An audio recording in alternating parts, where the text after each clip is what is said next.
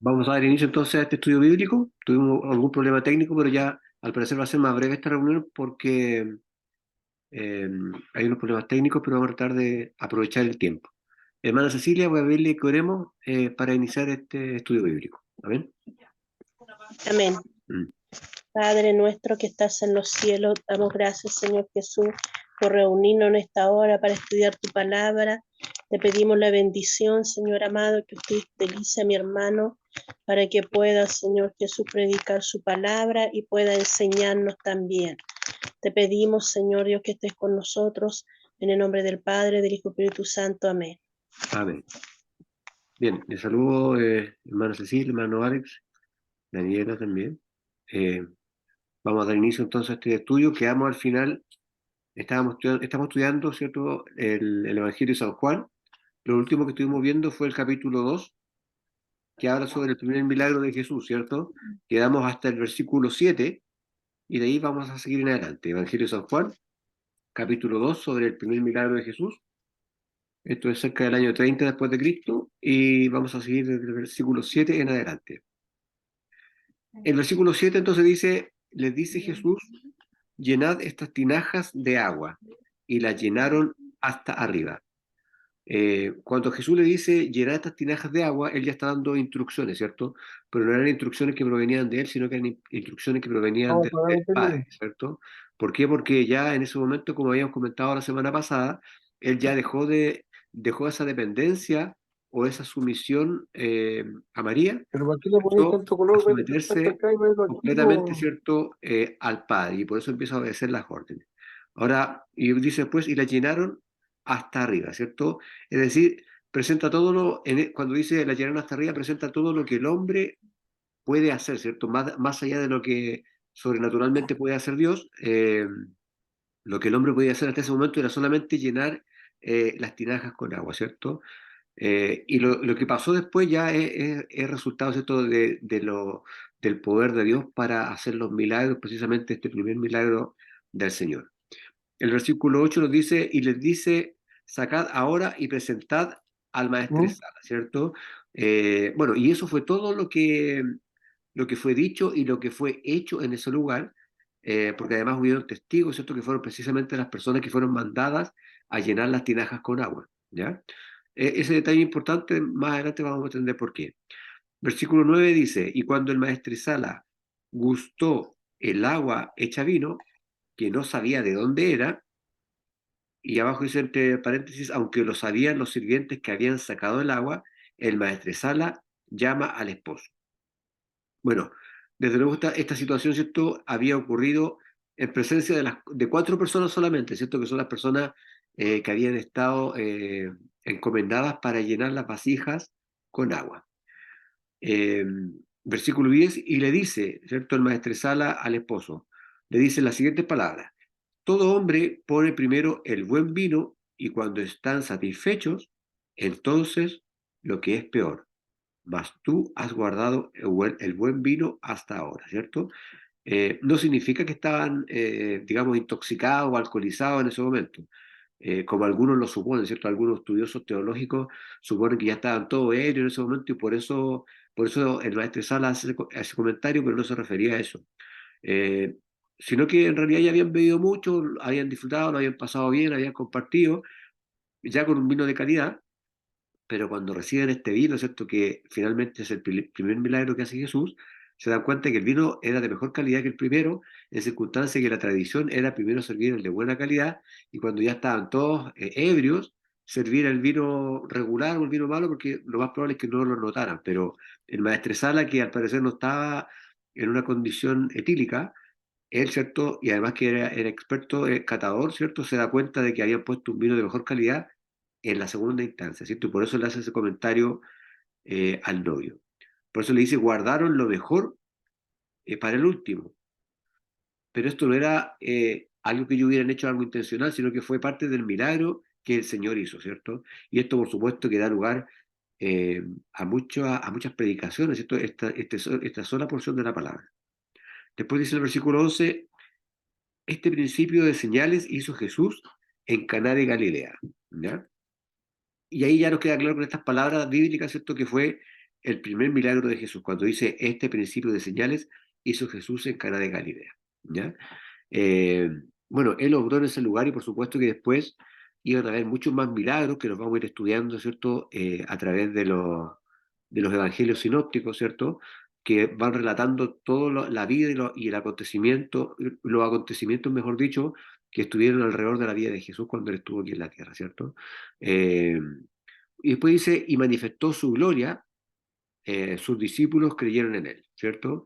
Se realizó primero este tipo de milagro para demostrar que él podía transformar algo y de realizarlo de una manera milagrosa, no solamente el vino, sino que esto nos permite a nosotros ya poder ir, ¿cierto?, fabricando una predicación, ¿cierto?, construyendo un mensaje y hablar de que Jesucristo no solamente tuvo el poder en ese momento de transformar el agua en vino, sino que tiene el poder de transformar la vida del pecador, ¿cierto? Como nosotros le podríamos hablar a un inconverso respecto, en darle a conocer este texto y explicarle que también Jesucristo tiene el poder no solamente para cambiar el vino, mejor dicho, el agua en vino, sino que para cambiar también al pecador, ¿cierto?, en una persona, en una nueva criatura. Bueno, y dice también que sus discípulos creyeron en él, ¿cierto? Con este milagro, por supuesto que ahí todavía no estaban conformados los 12 discípulos de Jesús, había unos 4 o 5 recién en ese momento, pero ya empezaron a aumentar su fe como resultado de lo que habían visto, ¿cierto? Como resultado, ¿cierto?, de que se hubiese manifestado la gloria de Dios en esta transformación del agua en vino. Ahora dice el versículo 12, después de esto descendió a Capernaum, él y su madre y sus hermanos, sus discípulos, y estuvieron allí no mucho tiempo. Dice después de esto descendió a Capernaum. No dice en ninguna parte de la Biblia por qué descendió a Capernaum, ¿cierto? Pero es muy probable que él ya estaba pensando de alguna manera en hacer de ese lugar su sede o su centro de operaciones desde donde iba a viajar a muchos lugares y donde también iba a hacer muchos milagros. Pero en realidad la Biblia no lo especifica, pero uno lo puede suponer al ir haciendo el estudio, ¿cierto?, en estos evangelios sinópticos. ¿Ya? Bueno, y después se nombra a él, ¿cierto?, su madre y sus hermanos, ¿cierto? Porque al parecer sus hermanos ya no estaban en contra de él, ¿ya? No estaban en contra de él como lo iban a estar más tarde. Y pues eso lo vamos a estudiar también, ¿cierto? Por lo menos dos de ellos, ¿cierto? A pesar de su posición anterior, se convirtieron en líderes de la iglesia, y con esto me estoy refiriendo a Santiago y a Judas, ¿cierto? No el que lo traicionó, el otro Judas. Bueno, y aquí no se menciona a José, su padre, ¿cierto? Que nosotros deberíamos pensar, chuta, a José, deberían nombrarlo en primer lugar porque el papá, ¿cierto?, carnal de Jesús, por decirlo de alguna manera, pero no aparece como discípulo, no aparece como ni siquiera como un encargado de obra, ¿cierto? No aparece ayudando a Jesús, no aparece en ninguna parte, porque lo más probable es que en esta etapa, ¿cierto?, de la vida de Jesús, del ministerio, lo más probable es que ya haya estado muerto, ¿cierto? No lo menciona la Biblia tampoco, pero lo podemos suponer por el hecho de que, no obstante de que tuvo una participación importante, ¿cierto?, de proteger y auxiliar a María cuando ella tuvo a Jesús, pero no aparece, ¿cierto?, apoyando a Jesús en su ministerio, ¿cierto? Pero, por lo tanto, suponemos que José, perdón, había fallecido ya para esta época, ¿cierto?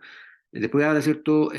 Bueno, tampoco se menciona a sus hermanas, ¿cierto? Porque Jesús también tuvo hermanas, porque probablemente estaban casadas y cada una de ellas estaba en sus respectivas casas, ¿cierto? No olvidemos que en ese tiempo la mujer se consideraba como un ciudadano de segunda categoría y las mujeres se sometían completamente al dominio del hombre y por lo tanto no tenían esa libertad de andar predicando o andar salir a algún lugar, ¿cierto? Sino que tenían que estar en su casa, preocupadas de su familia y por lo tanto lo más probable es que las hermanas de Jesús no hayan estado tampoco acompañándolo en su ministerio por lo mismo, ¿cierto? Porque estaban sometidas a sus respectivos maridos. Ahora, habla de sus discípulos también. Bueno, como lo expresamos anteriormente, ¿cierto? No se sabe exactamente cuántos discípulos tenía Jesús en ese momento, pero se supone que deberían ser unos entre 4 a 6 discípulos más o menos, desde el momento en que Juan el Bautista, ¿cierto?, toma contacto con Jesús y le traspasa de alguna manera a sus discípulos, ¿verdad? Y después dice, y estuvieron allí no mucho tiempo. Y ahí ya empieza a hacer referencia a la Pascua, ¿cierto? La cual estaba a punto de comenzar en ese lugar y específicamente también en Jerusalén. Bueno, con eso terminamos la parte o la porción de la palabra que habla acerca del primer milagro de Jesús, capítulo 2 del Evangelio de San Juan. ¿Ya? Esto fue para que usted tenga la referencia acerca del año 30 después de Cristo. ¿Ya? Ahí está desde el 1 hasta el número 12. Y ahora vamos a hablar acerca del templo. ¿Ya? Hay una pequeña referencia acá a algunas cosas que ocurrieron en el templo, que también las vamos a estar estudiando hasta donde nos alcance el tiempo. Creo que este sistema avisa unos segundos antes que se corte, así que cuando me dé el aviso, inmediatamente vamos a finalizar el estudio hasta donde quedemos y vamos a orar y nos despedimos. ¿Ya? Dice, seguimos entonces con el Evangelio de San Juan, capítulo 2, ¿cierto? Y vamos al versículo 13, que nos habla del templo, ¿cierto? Dice, y estaba cerca la Pascua de los judíos, y subió Jesús a Jerusalén, ¿cierto? Eh, Dice, y estaba cerca la Pascua de los judíos. Había sido la Pascua de Jehová, pero le había entrado la corrupción y ahora era la Pascua de los judíos, ¿cierto? De alguna manera hubo un cambio ahí digamos, en el nombre que le habían dado en ese territorio a la Pascua, y después de haber celebrado la Pascua durante mucho tiempo, hablando, ¿cierto?, refiriéndose al Dios Todopoderoso, le llamaron la Pascua de los judíos, ¿cierto? Ahí se corrompió un poco el tema del nombre, porque ya los judíos buscaban tener, ¿cierto?, algún tipo de darse a conocer, ¿cierto?, de demostrarse frente al mundo, como que la Pascua era más de ellos que de Dios, ¿me entiendes? Después dice, y subió Jesús a Jerusalén. Bueno, declara, ¿cierto?, que él hizo este viaje, aunque no con mucho entusiasmo, ¿cierto?, como lo relacionan algunos estudiosos bíblicos con otros eventos que vamos a ver más adelante también.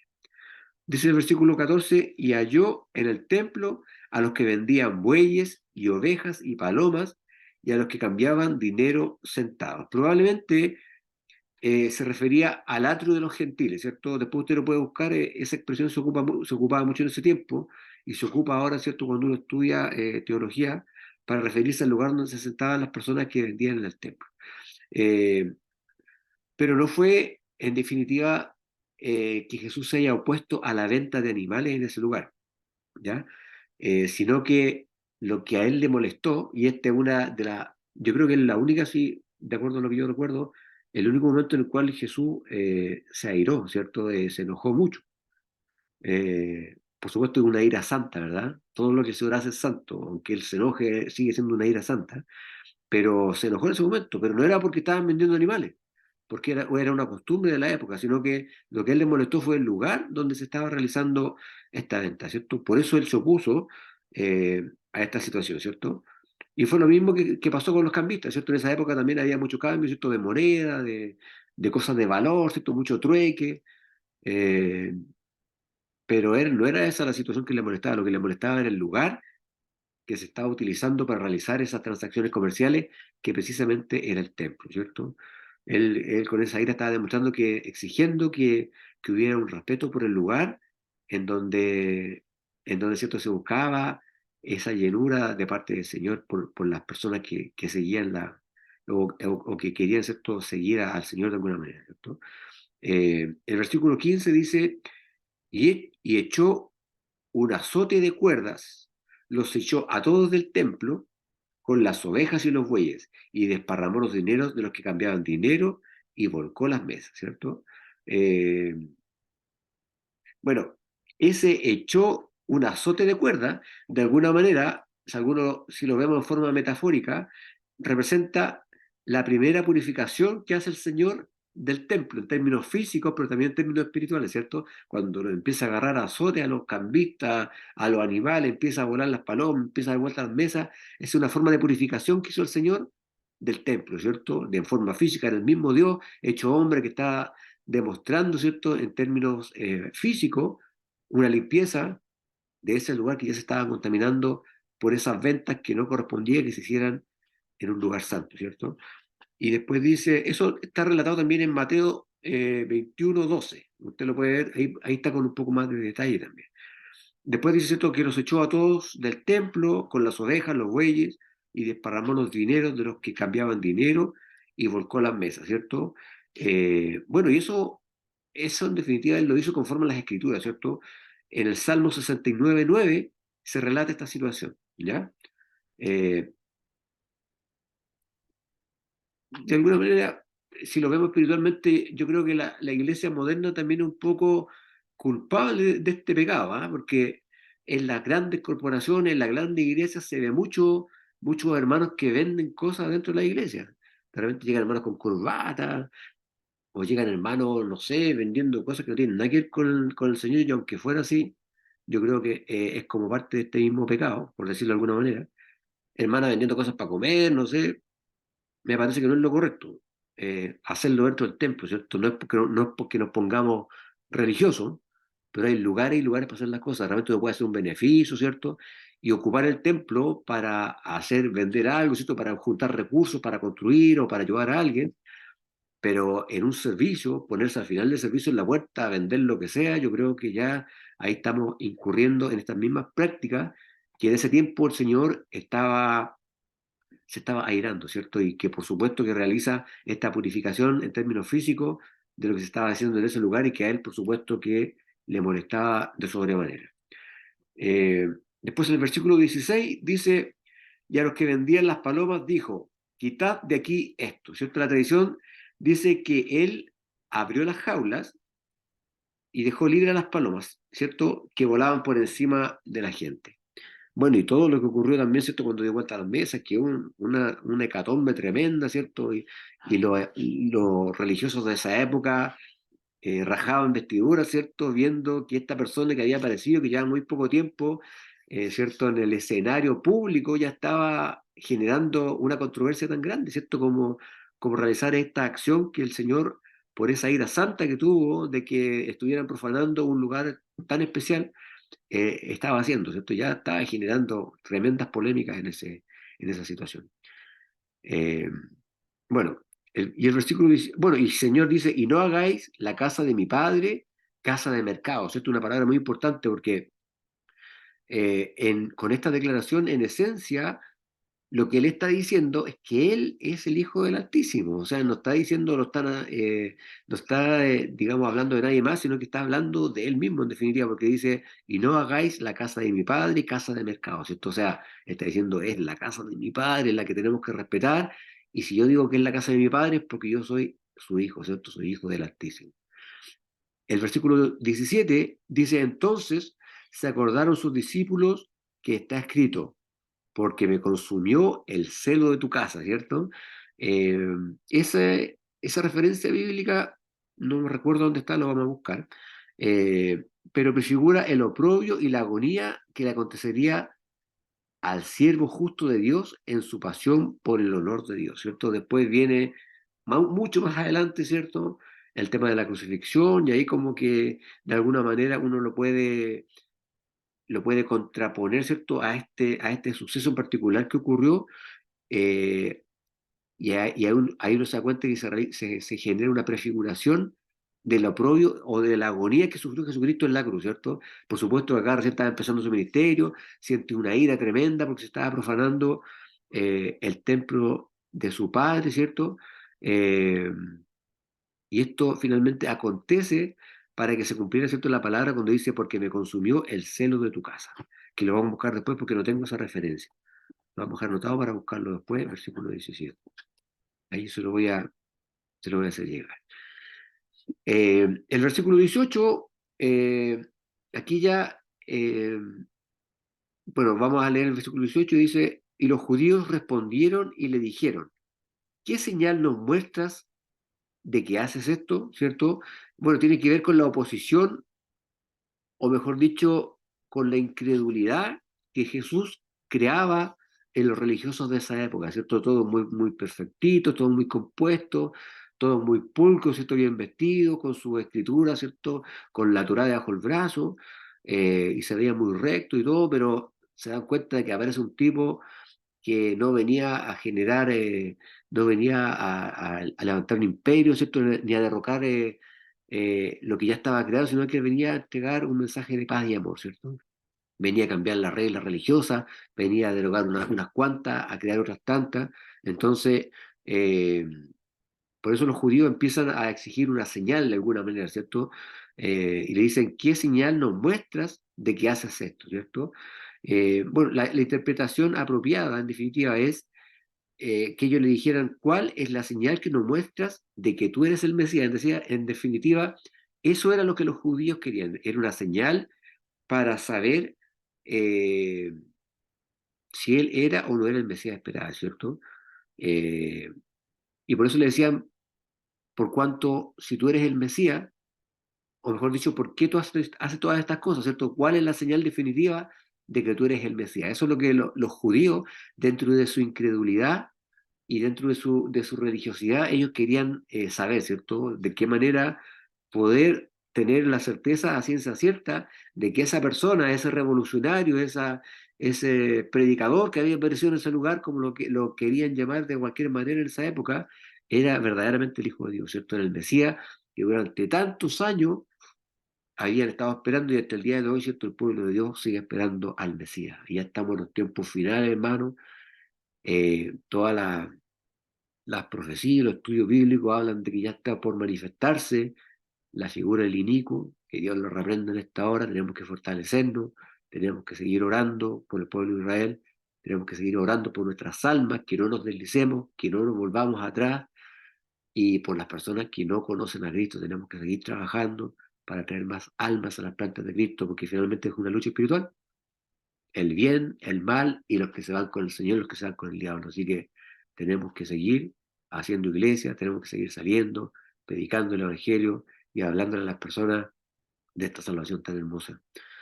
Eh, Me salió un poco del estudio, perdón, pero es importante hacer de repente alguna reflexión respecto a estas cosas, ¿cierto? Dice después, respondió Jesús y les dijo, ¿cierto? El versículo 19, destruid este templo y en 3 días lo levantaré.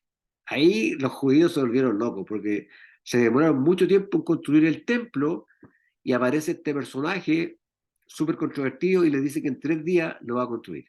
Por supuesto que Jesucristo no estaba hablando del templo físico, no estaba hablando de ese lugar, sino que estaba hablando de su cuerpo físico, ¿cierto? Y precisamente se cumplen esas palabras cuando el Señor resucita el tercer día, ¿cierto? El Señor es muerto, es crucificado, eh, se contata su muerte física de alguna manera, ¿cierto? Cuando le entierran la lanza y ya no salía sangre, salía agua, pero finalmente el Señor reconstruyó el templo, pero se refería al templo físico, a su cuerpo, que lo hace resucitar, ¿cierto?, al tercer día.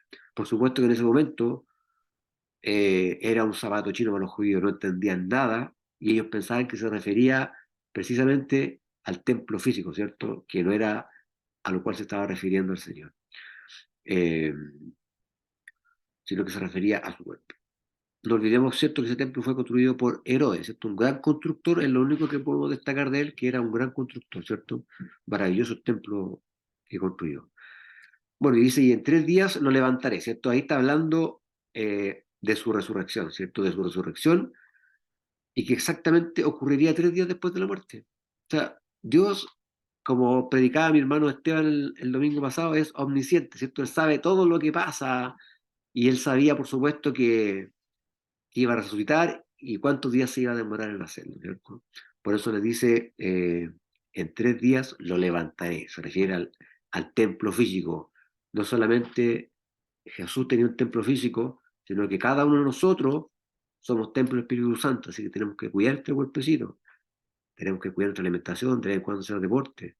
eh, y por supuesto, la parte espiritual también es muy importante, tenemos que alimentarnos de la palabra de Dios. Porque si usted toma agua solamente un día a la semana, es decir, el día domingo, se va a morir de sed. Tiene que leer su Biblia todos los días, ojalá, conectarse al estudio, conectarse a la oración el día miércoles, ¿cierto? Si puede en la semana hacer devocional con su familia, hágalo también. Hay Biblia ahora en los teléfonos, usted se acuesta escuchando la palabra y después duerme y sueña puras cosas lindas. Yo se lo digo porque yo lo hago así. Yo duermo escuchando la Biblia y sueño puras cosas lindas, ya no sueño en escena ya. Así que es una buena práctica. Llenémonos de la palabra, llenémonos del Espíritu Santo.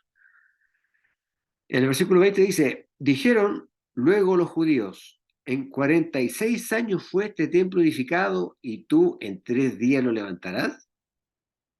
Ahí ya la declaración de los judíos, ¿cierto?, estaba siendo hecha con sarcasmo, ¿cierto? Porque finalmente, como yo le explicaba antes, no entendían a qué se refería el Señor. Versículo 21, pero él hablaba del templo de su cuerpo, ¿cierto?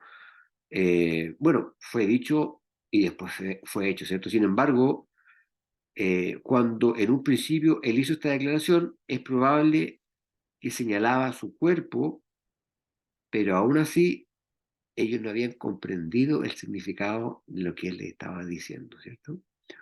Versículo 22 dice, por tanto, cuando resucitó de los muertos, sus discípulos se acordaron de lo que había dicho, ¿cierto? En ese momento ya estaba con algunos de sus discípulos, ¿cierto?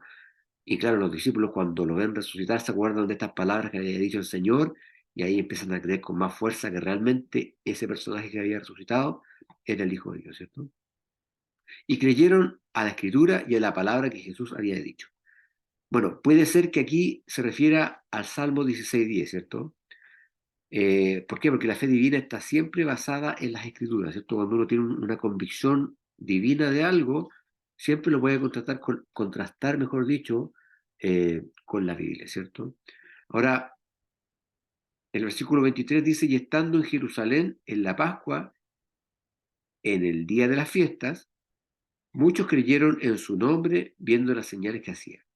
Habla de la misma ocasión cuando él había purificado el templo, ¿cierto?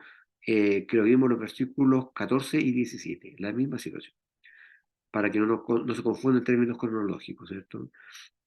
O sea, el versículo 23 está relacionado con el 14 y con el 17, es la misma situación de temporalidad, digamos. Y el versículo 24 dice, pero el mismo Jesús no se confiaba a sí mismo de ellos, porque él conocía a todos, ¿cierto? Quiere decir que él prestó poca atención a las alabanzas que le hacían estas personas, ¿cierto? Las cuales se originaron principalmente en los milagros, ¿cierto? Al Señor lo adularon mucho, pero era por los milagros que hacían. Eh, pero no era por la fe que las personas pudieran tener o por la convicción de creer que efectivamente era el Hijo de Dios, ¿ya?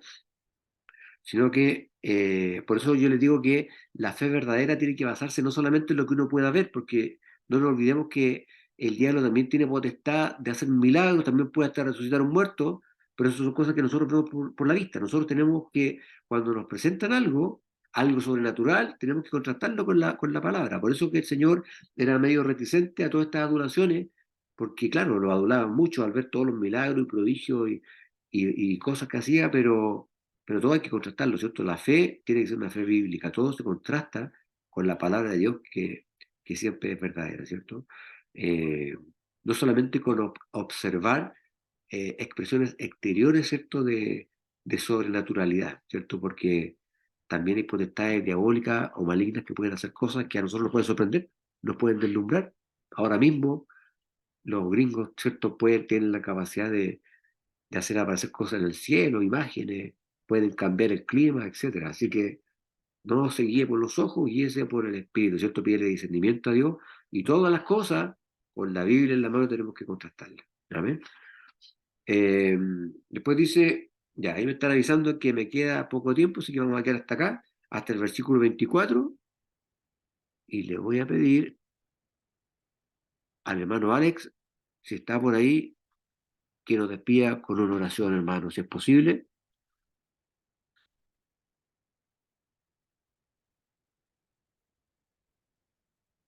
¿Está mi hermano Alex por ahí?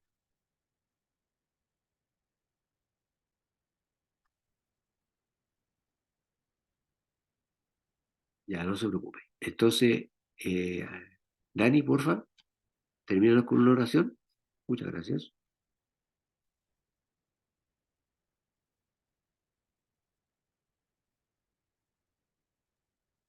Amén.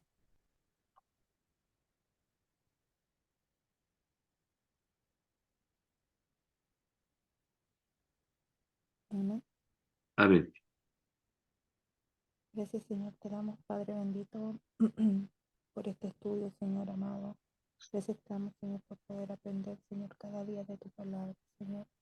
Te pedimos, Señor amado, que tú pongas en nuestra mente y en nuestro corazón, Señor, esta enseñanza, Señor, también por ponerla por obra, Señor, y estudiar tu palabra también, Señor amado, en nuestros hogares, Señor, danos el entendimiento y la sabiduría, Señor amado, para Señor, los misterios, Señor, que tú tienes revelado, Señor, para nosotros a través de tu palabra. Te pedimos una bendición especial por cada uno de mis hermanos, Señor, que usted los sea guardando, los sea protegiendo en el día de mañana, Señor, en todos sus quehaceres, Señor. También, Señor, por la lista, Señor, de los hermanos enfermos, de las personas que están necesitadas en oración, Señor. Usted tiene el poder, Señor, para obrar, Señor, en sanidad, Señor, y Amén. pasarle un testimonio, Señor, vivo, Señor, en aquellas Amén. personas, Señor, por aquella niña, Señor, de 17 años, Señor amado, que quizás pueda tener ese cáncer de la tiroides, Señor. Usted tiene poder, Señor amado, para decir la palabra, Señor Jesús, y usted sanar, Señor amado. Padre bendito, usted tiene poder, Señor, para echar fuera, Señor, toda enfermedad, reprender, Señor, todo espíritu de enfermedad, Señor, que tome dominio de los cuerpos, Señor amado, porque sabemos, Señor, que usted, Señor Jesús, tiene la sanidad en sus manos, Padre bendito. Solamente, Señor, depende de nuestra fe que tengamos, Padre bendito. Le presentamos, Señor, a cada persona que está en necesidad, Señor, que está en una situación difícil. También usted sea, Señor, respondiendo cada petición y cada oración, Señor. Le pedimos, Señor, que nos guarden esta noche, que nos proteja, nos libre, Señor, de todo mal, de todo peligro, Señor. Cubre nuestros hogares, Señor Jesús, de las malas intenciones, Señor amado, y ponga a sus ángeles a guardarnos y a cuidar a Amén. cada familia, Señor. A mi hermano Esteban, a mi hermana Cecilia, Señor, a mi hermano Alex, a mi hermana Paola, Señor, a su hijo Abraham, Señor, a toda su familia que está representada en esta hora, Señor amado. Usted tenga misericordia también por el hijo de la hermana Cecilia, Señor, que también él va a prestar ayuda, Señor Jesús, es bombero, Señor. Usted también cuide de él, Señor amado. Protéjalo siempre, Señor amado. Le pedimos todas estas bendiciones, Señor, en nombre de su amado buen Salvador Jesús. Amén. Mi hermano, que Dios le bendiga y nos vemos el domingo si Dios quiere. Que estén bien. Amén. Chao. Chao. Chao a todos. Chao, chao. Chao.